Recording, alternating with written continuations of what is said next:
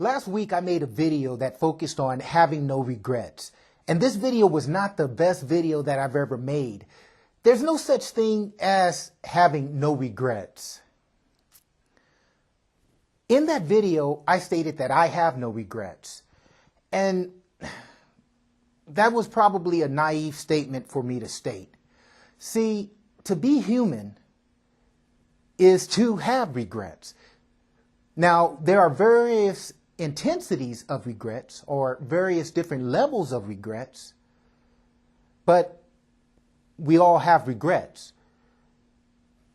You have levels where, let's say, there was an outfit that you wore and you really regretted wearing that particular outfit to a meeting. Well, that's a regret. That may take an hour or two to get over. But then you have higher intensities of regret. Let's say, for instance, someone lost a child or killed somebody on accident. Well, that's a regret that's going to take a lot longer to get over, if ever you could get over something like that. So let's look at a higher level of regret, because then maybe I will be able to clarify my point in this example. So let's say that there was an individual by the name of John. He was out with some friends at a bar, and they were having a great time drinking and just dancing and just really enjoying themselves. And as the night neared the end,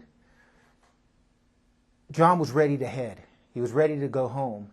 And his friends knew that he was inebriated, but they didn't say anything.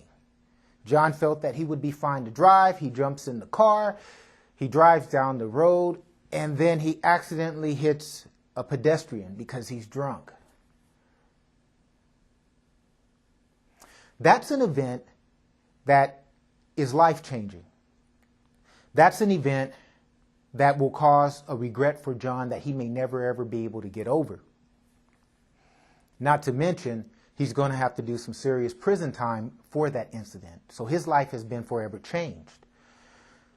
Now, John, while in prison, and we might as well just say he's in prison because that's what happens usually when you do something like that. But while in prison,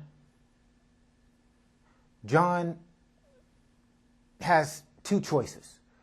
He could sit in depression for that regret, and that would be perfectly understandable. Or, with that regret, he can go and share his story with other inmates who have similar situations or who may have had drug addictions. And by sharing his story, now he might be able to change some individuals' lives. See, I've had regrets. And the way I've dealt with those regrets is that I try to look at the lessons that can be learned, and then I try to make better decisions. I find that when I analyze things that I'm regretful for, I can't go back and turn the hands of time back, but what I can do is use the lessons learned within that to become a better person, to make better decisions. And that's what I was trying to get across.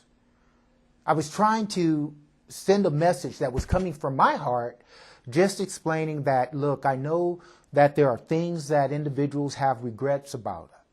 Lord knows I have them. But you can look at your regrets, look at the situations, and you can extract the lessons out of those.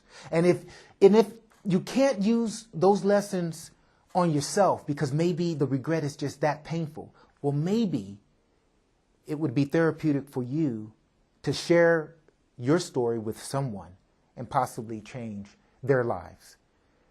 So as I stated at the beginning of this speech, there's no such thing as no regrets, but there is a such thing as seeing if you have the power within yourself to pull out the lessons from that regret and then use it to make yourself a better person or help someone else change their lives.